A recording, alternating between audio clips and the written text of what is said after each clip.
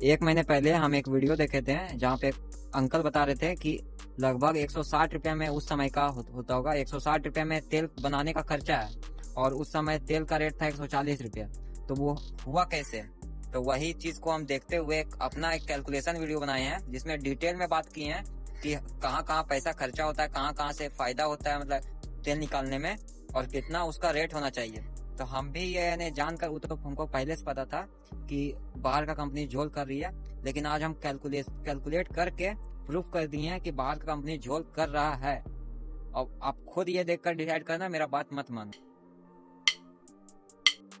तो अभी सरसों का रेट है 65 रुपये पर केजी, लेकिन अगर उससे गर्दा निकाल के पड़ जाता है 68 रुपये पर केजी। लेकिन 3 केजी में 1 लीटर तेल आता है। अब देखो 1 लीटर में खर्चा देखो, 68 गुना 3, 204 रुपया का सरसों लग जाएगा। अब खल्ली, उसमें खल्ली निकलता है तो 2 किलो खल्ली होगा, 2 दूनी 4, 40 रुपये खल्ली का हो जाएगा, मतलब इसमें लेस होगा। अब पेराई, उसका पेराई हो जाएगा 3 किलो का 8 रुपये का रेट से 8 या 24। अब प्राइस कितना होना चाहिए? 204 प्लस 24 माइनस खल्ली जितना मिला हमको 40 रुपये का, कितना होता है? 188 रुपया।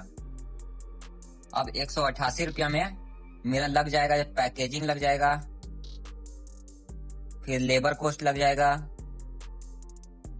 फिर ब्रांडिंग लग जाएगा, मतलब कि एडवर्टाइजमेंट ये सब मतलब एड उड का लग जाएगा। अब देखो पैकेजिंग में कितना लगेगा?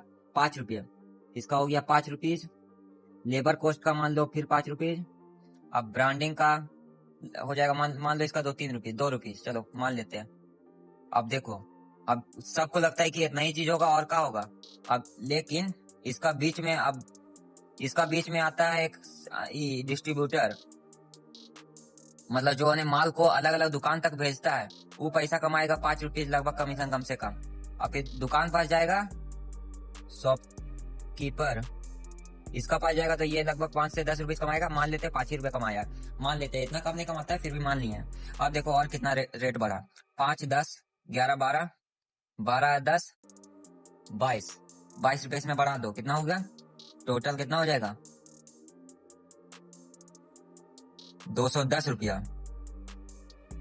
अब मार्केट का अभी रेट कितना है? अभी देख सकते हो मार्केट का रेट है 200 रुपये लीटर।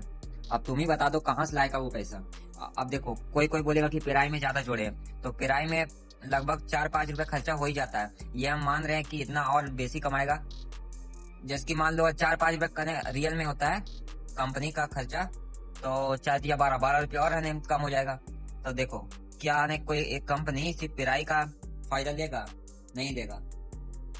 अब इससे पता क्या चलता है? अब इससे सिर्फ यही पता चल रहा है कि कंपनी को सिर्फ पेराई का पैसा बच रहा है, और इतना कम पेराई का हमको नहीं लगता है कि उतना कम में कोई कंपनी काम करेगा। उसके बाद उतना सिर्फ वही पैसा बच रहा है, ऊपर से यहाँ पे लॉस भी हो रहा है, 10 रुपए लॉस दिख रहा है। अब तुम ही बताओ कोई कंपनी लॉस में क्यों बेचेगा अपना तेल? बात को समझो, और अगर आपके घर के सामने में कोई भी अगर असली तेल दे रहा है तो उसी को लो, चाहे 5 रुपये ज़्यादा ही देना पड़े। हमको तो नहीं लगता है 5 रुपये ज़्यादा, जबकि हम लोग कम में बेचते हैं, क्योंकि हम लोग डायरेक्ट बेचते हैं, तो ये सब खर्चा कम हो जाता है, ये कम होता है, ये कम होता है। ब्रांडिंग हम लोग करते नहीं है अभी ज़्यादा। फिर लेबर का कॉस्ट लोग 5 रुपये लगता है। पैकेजिंग का हम लोग का खर्चा नहीं, काहे कि आपको ही बोतल देना पड़ता है हम लोग को, हम बोतल नहीं देते हैं। अगर बोतल चाहिए तो उसका 5 रुपये हम लोग जोड़ते हैं।